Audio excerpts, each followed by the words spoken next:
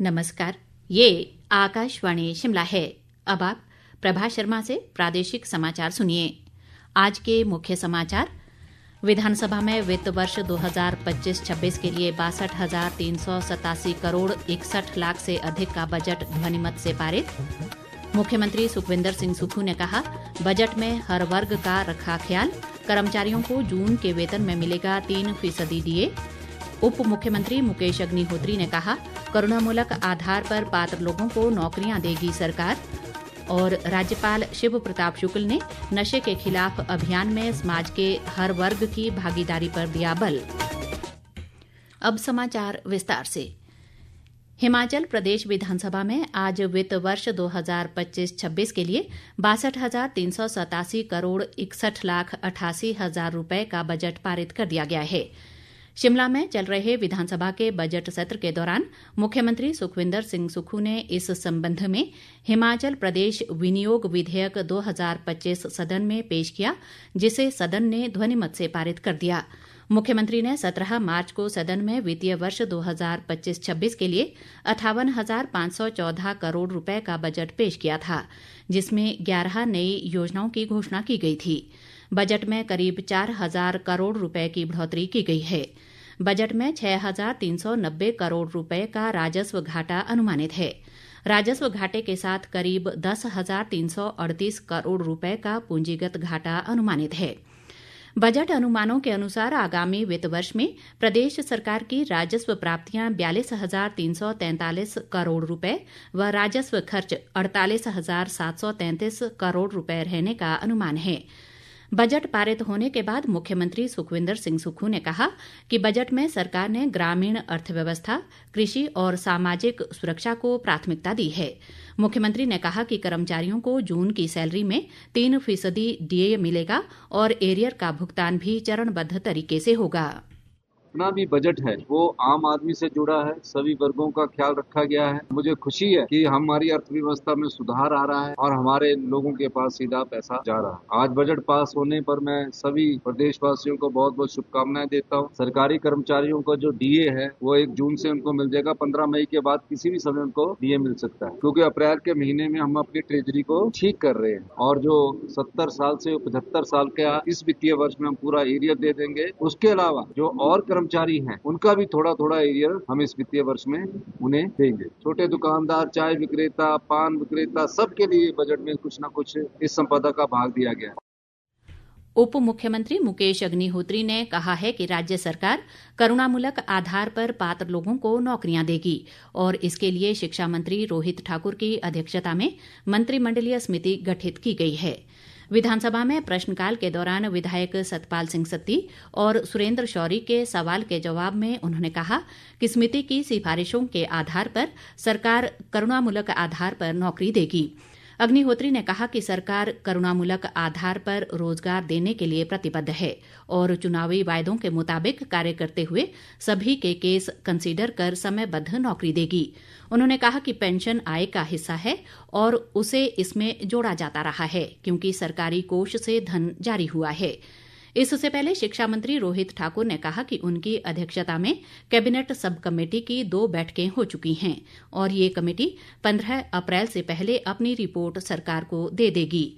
नेता प्रतिपक्ष जयराम ठाकुर के अनुपूरक सवाल पर उप मुख्यमंत्री ने कहा कि करुणामूलक आधार पर नौकरी में वही नीति चल रही है जो पूर्व भाजपा सरकार ने बनाई है। उन्होंने कहा कि सरकार करुणामूलक आधार पर नौकरी देने जा रही है और सारा मामला अंतिम चरण में है। विधायक भुवनेश्वर गौड़ और नेता प्रतिपक्ष जयराम ठाकुर के अनुपूरक सवाल पर मुकेश अग्निहोत्री ने कहा कि प्रदेश में लोकहित के दृष्टिगत दूध आधारित ग्रामीण अर्थव्यवस्था को मजबूत करने के लिए और पर्यावरण सुरक्षा के लिए विद्युत उपभोग पर सेस लगाए गए हैं। इससे कोई ज्यादा आय नहीं हो रही है। ये सेस ऊर्जा की खपत के आधार पर वर्गीकृत उपभोक्ताओं की विभिन्न श्रेणियों पर लगाए गए हैं।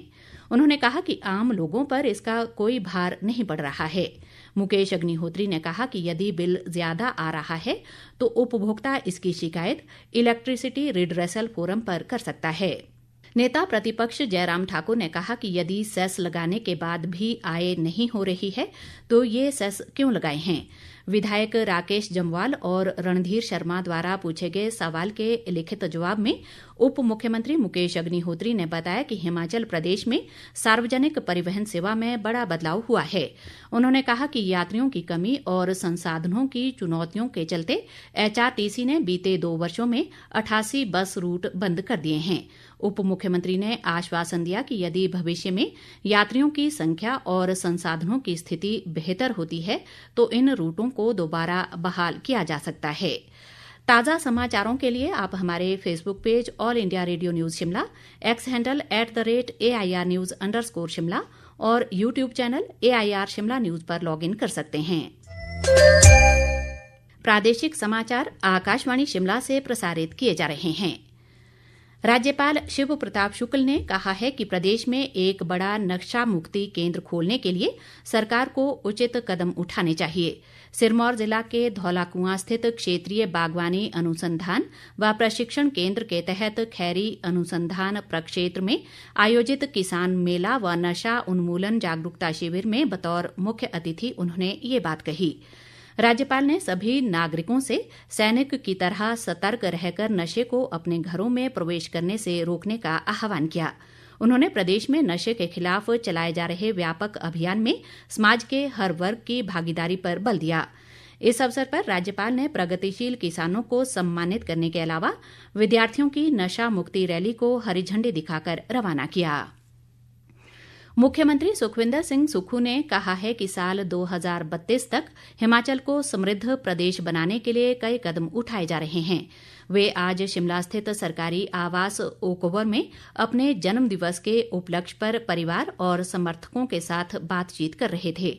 उन्होंने हिमाचल के हितों की केंद्र के सामने पैरवी करने के लिए विपक्ष से भी सहयोग की अपील की। सुखविंदर सिंह सुक्खू ने कहा कि पिछले वर्ष सरकार ने राजनीतिक आपदा का सामना किया और प्रदेश की जनता से उन्हें सहयोग मिलने से विधानसभा में कांग्रेस की संख्या 40 पार पहुंची। प्रदेशवासियों का धन्यवाद करना चाहता हूं कि आप हमेशा हिमाचल प्रदेश के साथ खड़े रहे, सरकार के साथ खड़े रहे और निश्चित रूप से हमारा ये विश्वास है कि हमें हिमाचल प्रदेश को अपने पांव पर खड़ा करना है और व्यवस्था परिवर्तन के द्वारा आत्मनिर्भर करना है। कई चुनौतियां हैं, कई फैसले किए, लेकिन हमने जनता की आशाओं के अनुरूप फैसले किए। हमारी अर्थव्यवस्था में बहुत अच्छा सुधार हुआ और मुझे खुशी इस बात की है कि सरकारी कर्मचारी, अधिकारी, किसान, बागवान, महिलाएं, युवा, मजदूर और जो भी हमारे समाज के लोग हैं, उन सबका साथ हमें अपने फैसलों में मिल रहा है। राज्य में विभिन्न विभागों में कार्यरत आउटसोर्स कर्मियों ने आज शिमला के चौड़ा मैदान में शांतिपूर्ण प्रदर्शन किया। इन कर्मचारियों ने सरकार से वेतन में बढ़ोतरी के साथ स्थायी पॉलिसी बनाने की मांग की है। आउटसोर्स कर्मियों का कहना है कि उन्हें काफी कम वेतन मिलता है, जिससे परिवार का भरण पोषण करना काफी मुश्किल हो रहा है। उन्होंने कहा कि सरकार ने इस बजट में भी उनके लिए नाम मात्र वेतन वृद्धि की घोषणा की है। मेरा नाम अनिता पुरी है। मैं डायरेक्टरेट ऑफ एलिमेंट्री एजुकेशन में पिछले 12 सालों से जॉब कर रही हूँ और जब हम लगे थे हमें सिर्फ 4,000 रुपए मिलते थे। तो आप ये देखिए आज 12 साल हो गए उस डिपार्टमेंट में लगे हुए, 12 सालों में हम 12,000 पर पहुंचे हैं। तो इस तरीके से एक गृहिणी कैसे अपने घर का गुजारा चलाएगी, ये बताइए। तो हम मुख्यमंत्री जी से यही आग्रह करना चाहेंगे कि इस महंगाई के दौर को देखते हुए हमारी जो सेवाएं हैं वो जो आप ले रहे हैं उसके ब्याह में हमारी सैलरी को इंक्रीज किया जाए। धर्मेंद्र शर्मा, कृषि विभाग में आउटसोर्स कर्मचारी कार्यरत हूँ। हम पिछले 15 सालों से आउटसोर्स पे काम कर रहे हैं। सीएम साहब से मांग रख रहे हैं कि हमारे लिए स्थायी नीति बनाई जाए, इन कंपनियों को बाहर का रास्ता दिखाया जाए। डिपार्टमेंट सक्षम है कि हमें सैलरी दे सकता है, बिचौलियों का काम सिर्फ हमारे लिए सैलरी देना है। प्रदेश में पश्चिमी विक्षोभ सक्रिय होने के चलते मौसम विभाग ने किन्नौर और लाहौल स्पीति जिलों के कुछ क्षेत्रों में बर्फबारी का येलो अलर्ट जारी किया है। इसके प्रभाव से इन जिलों में 2 दिन तक बर्फबारी हो सकती है। इसके अलावा चंबा, कांगड़ा, कुल्लू और मंडी जिलों में तेज तूफान और आसमानी बिजली गिरने का येलो अलर्ट भी विभाग ने जारी किया है। 26 मार्च की देर शाम से एक वेस्टर्न डिस्ट्रिक्ट प्रदेश को इफेक्ट करेगा। इसके चलते जो हमारे डिस्ट्रिक्ट हैं चंबा, लाहौल स्पीति, फिर इसमें जो मध्यवर्ती डिस्ट्रिक्ट हैं जिसमें कांगड़ा, कुल्लू, मंडी और शिमला के जो हायर बेल्ट है, यहाँ पे बारिश होने की संभावना है। साथ में देखिए ये जो वेदर है आज 26 मार्च को और कल 27 मार्च को इन डिस्ट्रिक्ट में ही बारिश और जो ऊपरी क्षेत्र यहाँ पर बर्फबारी हो सकती है हल्की। 28 मार्च से पूरे प्रदेश में मौसम साफ बना रहेगा। भारतीय जनता पार्टी प्रदेश में विभिन्न तरह के माफिया राज, भ्रष्टाचार और राज्य सरकार की कथित जन विरोधी नीतियों के खिलाफ कल 27 मार्च को शिमला के चौड़ा मैदान में प्रदर्शन करेगी।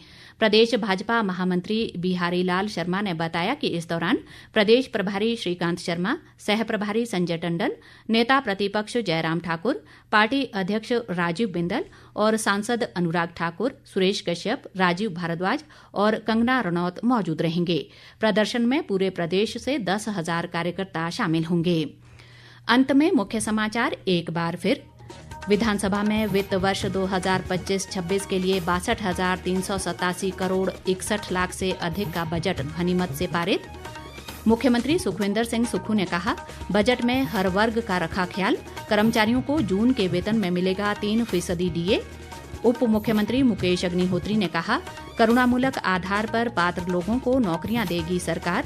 और राज्यपाल शिव प्रताप शुक्ल ने नशे के खिलाफ अभियान में समाज के हर वर्ग की भागीदारी पर दिया बल। इसी के साथ ये समाचार बुलेटिन समाप्त हुआ। हमारा अगला बुलेटिन आप सुन सकते हैं कल सुबह 9:20 पर। नमस्कार।